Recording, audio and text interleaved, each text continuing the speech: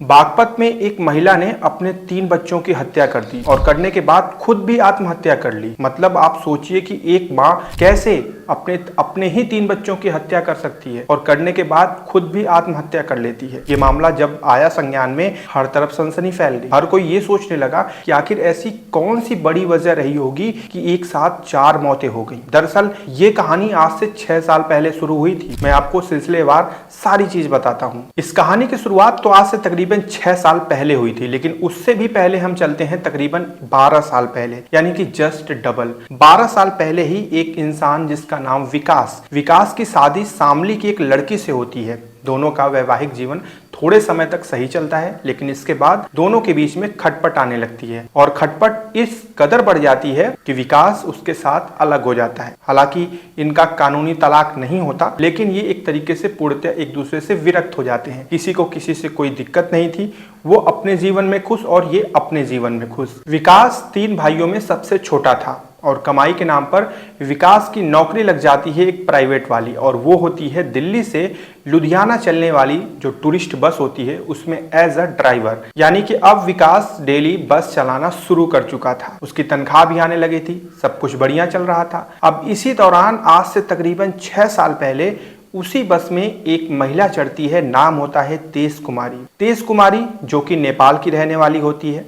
वो उस बस में बैठती है। उसकी निगाह सीधे विकास पे पड़ती है, क्योंकि विकास उस वक्त उस बस का ड्राइवर था। विकास भी तेज कुमारी को देखता है। तेज कुमारी दिखने में खूबसूरत थी। विकास की और तेज कुमारी की नजरें आपस में मिलती हैं। दरअसल तेज कुमारी उस तलाश में थी कि उसके जीवन में कोई एक ऐसा हमसफर मिले जिसके साथ वो आगे आने वाला पूरा जीवन काट सके। तेज कुमारी का उस वक्त जो स्थिति थी वो ये थी कि वो भी किसी से विरक्त थी, यानी कि उसकी भी शादीशुदा जीवन पूरी तरह से खत्म हो चुका था। उसकी एक छोटी बेटी भी थी जिसे लेकर वो सवारी कर रही थी। अब उसकी निगाह जब विकास से मिलती है तो दोनों एक दूसरे के करीब आते हैं। दोनों में बातचीत होती है।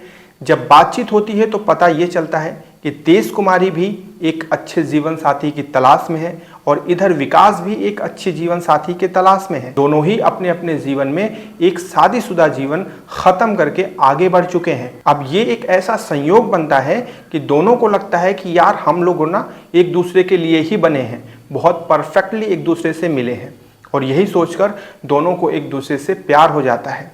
विकास कुमार तेज कुमारी को और उसकी बच्ची को, गुंजन को, दोनों को लेकर सीधे अपने बागपत वाले घर पे आता है और वहीं पर उनके साथ बिना शादी के रहने लगता है। अब इन दोनों का जीवन एक पति पत्नी के तरह ही होता है, बस इनके बीच में शादी का बंधन नहीं बंधा होता है। तेज कुमारी की बड़ी बेटी गुंजन होती है, जो कि दूसरे पति से होती है, लेकिन इसके बाद 2 बेटियां और होती हैं। लगभग 6 साल का ये सफर काफी बेहतरीन इनका होता है। बीच में थोड़े मोड़े हल्के मुल्के मनमुटाव भी चलते हैं, वो सब अपने जगह पे। अब स्थिति आती है 2025 की। 2025 में गुंजन की उम्र तकरीबन 7 साल हो चुकी थी, और जो दूसरी बेटी थी किट्टो, उसकी उम्र 2 साल, और सबसे छोटी बेटी मीरा, जिसकी उम्र महज 4 महीने। अब यहाँ पर बात ये होती है कि गुंजन आए दिन, तेज कुमारी आए दिन विकास से ये बात कहती है कि मुझे बागपत से हटाओ, यहाँ से लेकर दिल्ली चलो, क्योंकि तुम दिल्ली में रहते हो। मैं चाहती हूँ कि मैं तुम्हारे साथ दिल्ली में रहूँ और वहीं पर बच्चों की पढ़ाई वढ़ाई सारी चीज हो, जिसको हमेशा विकास नजरअंदाज कर देता था। वो कहता था कि नहीं, तुम यहीं रहो, अभी मेरी उतनी कमाई नहीं है। हालांकि इस चीज को लेकर तेज कुमारी और विकास में आए दिन झगड़े होने लगे। धीरे धीरे सिलसिला आगे बढ़ता है और गुंजन की पढ़ाई को लेकर तेज कुमारी बहुत ज्यादा गंभीरता दिखाती है, जिसको ध्यान में रखते हुए वो अपने पास के एक रिश्तेदार के पास गुंजन को भेज देती है पढ़ने के लिए। वो बार बार विकास से कहती है कि शहर में एक फ्लैट खरीद लो, वहीं पर बच्चों की पढ़ाई होगी, और अभी तो सिर्फ गुंजन पढ़ रही है, अभी 2 और बाकी हैं। जब वो पढ़ना शुरू करेंगी तो फिर स्थिति और भी गंभीर होने लगेगी। विकास ये बात स्पष्ट कहता है कि देखो, मेरी तनख्वाह 20 से 22 हजार रुपए है, ये तुम अच्छे से जानती हो, और इस तनख्वाह में अभी इतना पर्याप्त मेरे पास बजट नहीं बन पा रहा है कि मैं जाकर एक फ्लैट खरीद पाऊं। तो अभी ये चीज संभव नहीं है। अब इस चीज को लेकर दोनों में मनमुटाव तो चल ही रहा था। अब आता है बड़ी बेटी गुंजन के जन्मदिन का दिन।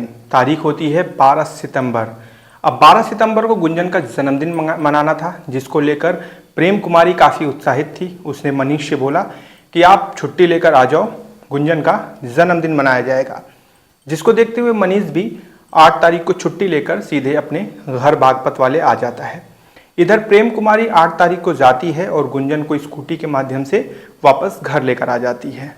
अब 12 तारीख को बर्थडे की तैयारी होने लगती है कि भाई 12 तारीख को बर्थडे सेलिब्रेट करेंगे, लेकिन 8 तारीख की रात होती है और 9 तारीख की रात को तकरीबन 9-10 बजे का समय रहा होगा।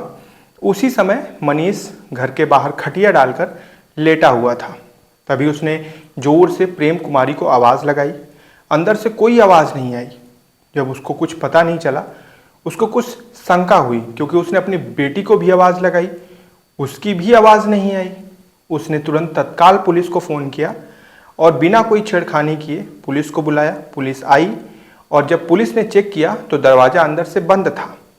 पुलिस तुरंत दरवाज़ा तोड़ती है, अंदर जाकर देखती है तो तीनों बच्चियां मृत पड़ी होती हैं, जिसमें से एक बच्ची के गले पर वही फंदा, उसी का इस्तेमाल किया गया रहता है। कुमारी का शव भी फंदे से लटक रहा था, जिसे देखने के बाद हर किसी का कलेजा फट गया कि ये कैसे हो गया। एक साथ 4-4 मौतें हो गईं, जिसमें से 3 तो मासूम थी, उनकी तो कोई गलती भी नहीं थी। इसके बाद पुलिस ने जांच पड़ताल का सिलसिला आगे बढ़ाया। बढ़ाते बढ़ाते जब वहाँ पर फॉरेंसिक टीम आई, उसने सब कुछ जांच किया तो शुरुआती जांच में यही चीज़ स्पष्ट हुई कि घर के अंदर कोई भी प्रवेश नहीं किया था। अब पुलिस भी ये चीज़ शुरुआत में मान रही है कि पारिवारिक कलह ही इतनी बड़ी घटना की वजह हो सकती है, लेकिन ये एक रहस्य इसलिए बन रहा है, लोगों के मन में सवाल इसलिए उठ रहा है क्योंकि आखिर अगर बात सिर्फ इतनी ही थी तो प्रेम कुमारी को इतना बड़ा कदम कैसे उठाना पड़ा। अगर कोई भी माँ हो, वो अपने बच्चों को मारने से पहले उसके हाथ पैर कांप जाएंगे, कलेजा फट जाएगा, लेकिन प्रेम कुमारी ने अपनी 3 बेटियों की हत्या कर दी और इसके बाद खुद भी आत्महत्या कर ली। अब पुलिस इस गुत्थी को और सुलझाने की कोशिश कर रही है। हालांकि परिवार या फिर पड़ोस या किसी से भी पूछने पर कहीं से कोई ऐसा क्लू नहीं मिल रहा है जो इसे एक अलग एंगल दे सके। सब लोग एक ही कहानी कह रहे हैं कि ये सिर्फ पारिवारिक कलह की वजह ही बन सकती है, क्योंकि प्रेम कुमारी पड़ोसियों से भी ज़्यादा मतलब नहीं रखती थी। उसे पड़ोसियों से भी ज़्यादा मतलब नहीं रहता था, वो सिर्फ अपनी 3 बेटियों में ही व्यस्त रहती थी। हालांकि इस मामले में आगे क्या होता है, जैसे भी कुछ पता चलेगा मैं आपको बताऊंगा,